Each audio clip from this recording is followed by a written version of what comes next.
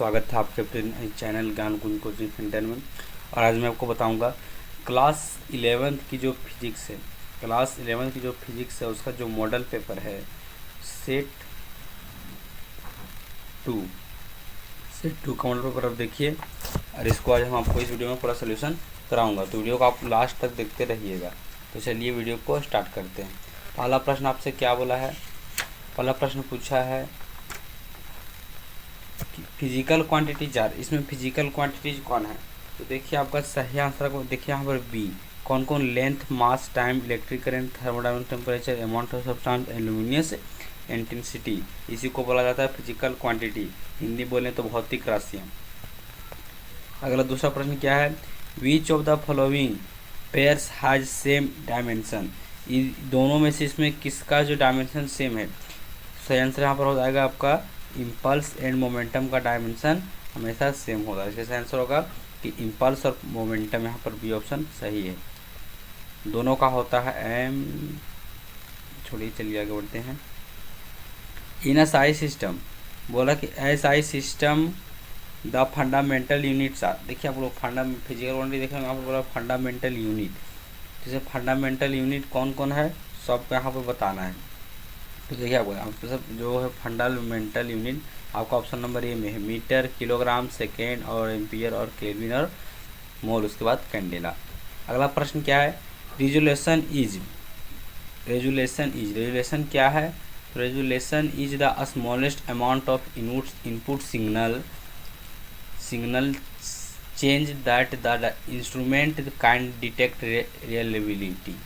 तो का इस कहने का मतलब है कि इनपुट सिग्नल परिवर्तन के हिसाब से छोटे गए मात्रा जिससे उपकरण विश्वसनीय रूप से पहचाना जा सकता है, इसी को बोलता है संकल्प। यानी हिंदी में संकल्प, इंग्लिश में रेजुलेशन।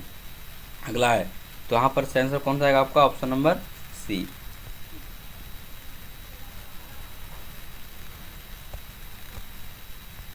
प्रश्न, absolute error is the measurement of. Absolute error कौन है? तो the difference between two individual measurement and their mean, इसी को बोला जाता है एब्सोल्यूट एरर। इसी को बोला जाएगा यहाँ पर आपका absolute error, option number C. A boy start from a point A, travel to a point B, a distance of 1.5 kilometre and returns to A, he takes 1 hour to do so. Average velocity, जब आप इसका निकालिएगा तो आपका average velocity यहाँ पर 0 निकलेगा। अगला प्रश्न क्या है कि a body start from rest and travels with uniform acceleration on a straight line, its velocity after making a displacement of 32 metre is 8 metre per second, its acceleration कीजिए। तो इसका एक्सेलरेशन आपका यहाँ पर क्या होगा? क्या बोला कि एक बच्चा जो क्या करता है, लड़का जो रेस्ट से स्टार्ट करता है ट्रैवल करने के लिए एक यूनिफॉर्म एक्सेलरेशन के साथ, वो भी आपके स्ट्रेट लाइन में। तो बोल रहा है कि अगर इसका वेलोसिटी और का जो डिस्प्लेसमेंट हो 32 मीटर बनता है 8 मीटर पर सेकेंड में, तो इसका एक्सेलरेशन क्या होगा?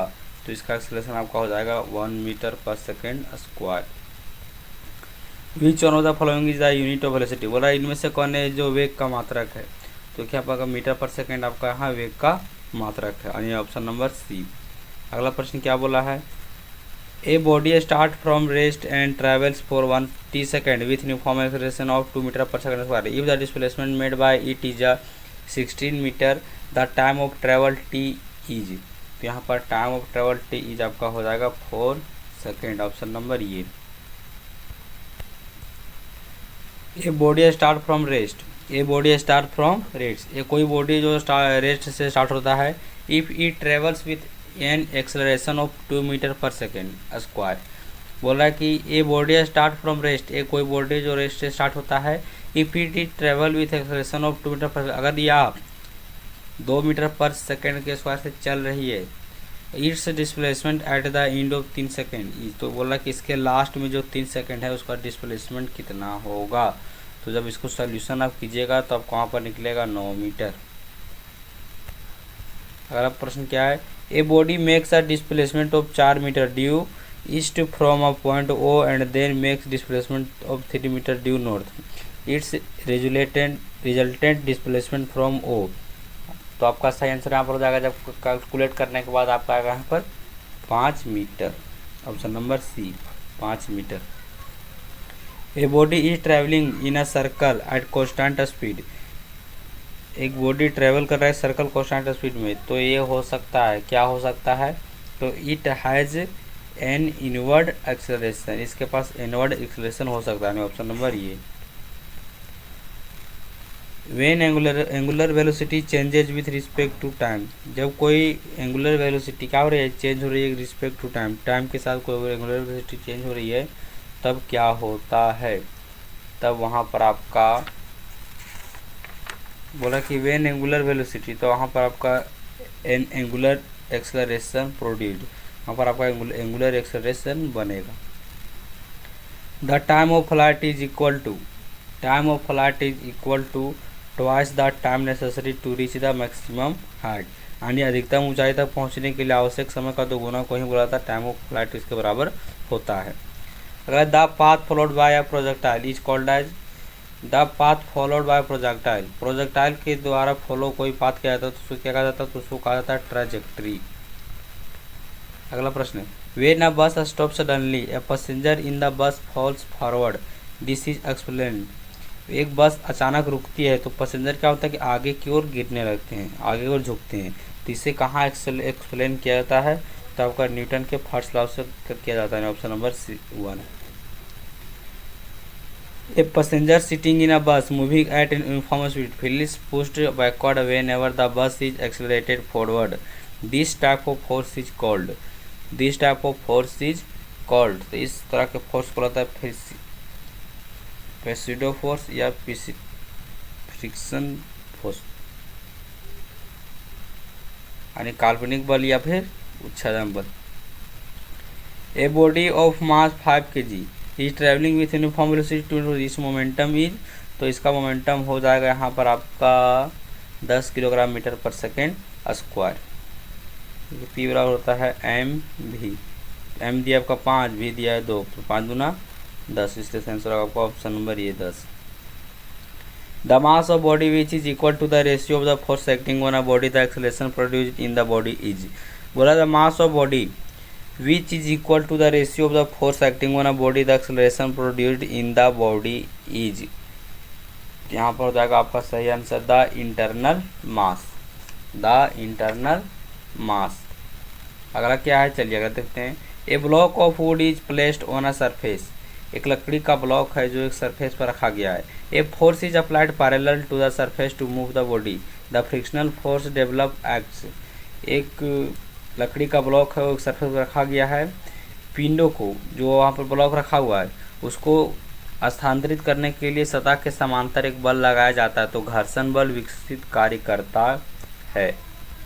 होगा opposite to the direction of applied force, यानी अप्लाइड फोर्स के जो डायरेक्शन उसके अपोजिट, उसके उल्टा लगता है। Out of the fundamental force, इसमें से कौन है जो आपका फंडामेंटल फोर्स नहीं है, sorry, what of out of the fundamental force, gravitational force, electric force, weak nuclear force and strong nuclear force.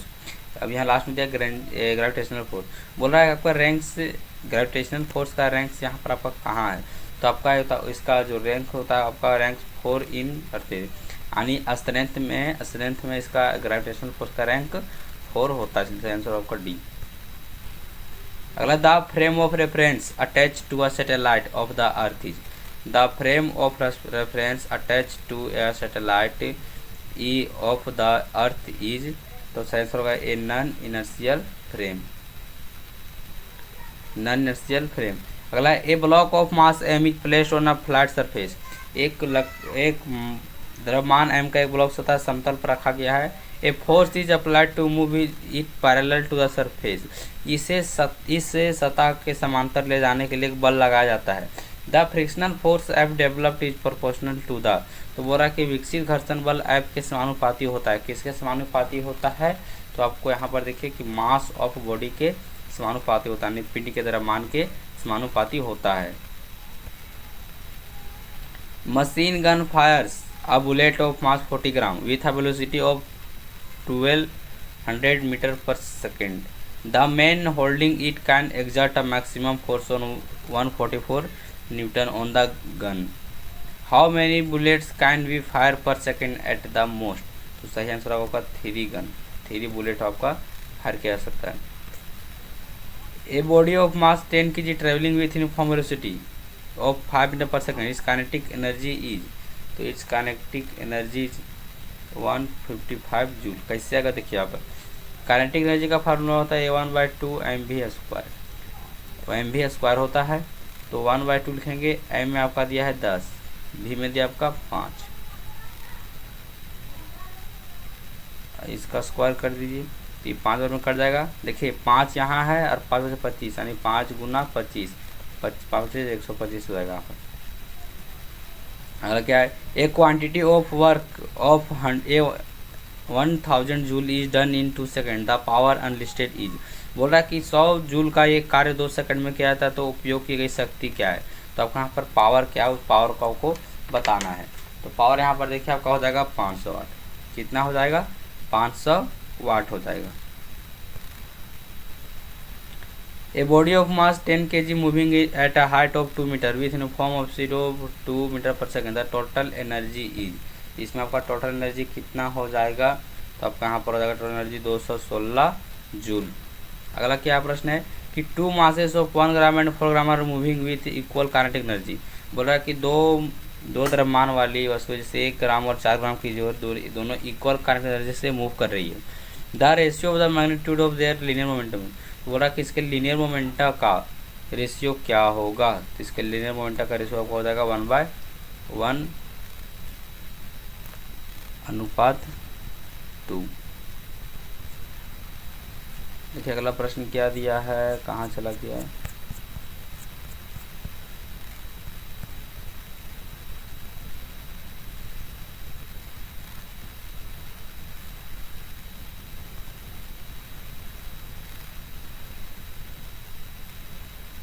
अगला a body of mass 100 kg falls from a height of 10 metre, its increases in kinetic energy, तो kinetic energy किसका कितना बढ़ेगा, तो आपका यहाँ हो जाएगा 9800 जूल।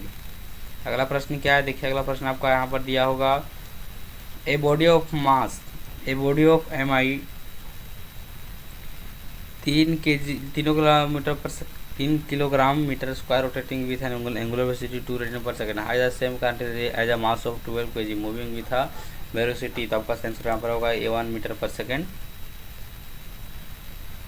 अगर क्या दिया है, a particle performing uniform circular motion has angular momentum L, if its angular frequency is doubled and its kinetic energy halved, then the new angular momentum is, तो इसका न्यू एंगुलर मोमेंटम क्या होगा, तो L bye आपका 4 हो जाएगा।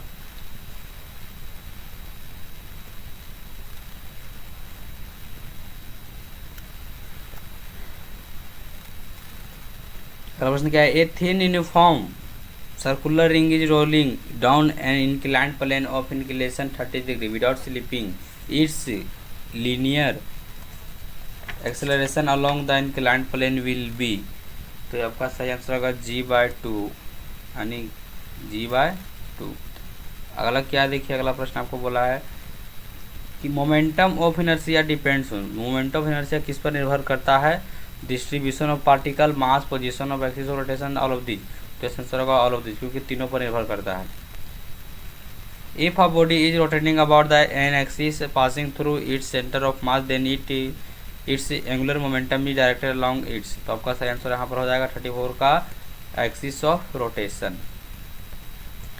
अगला प्रश्न आपका लास्ट प्रश्न है, a particle moves on a circular path with decreasing speed, choose the correct assessment. इसमें करेक्ट असेसमेंट क्या है, तो direction of angular momentum remains constant, इसमें आपका जो एंगुलर मोमेंटम का डायरेक्शन हो आपका हमेशा कांस्टेंट रहेगा। तो देखिए इस तरह से आपका सेट 2 का है जो कंप्लीट हो गया है।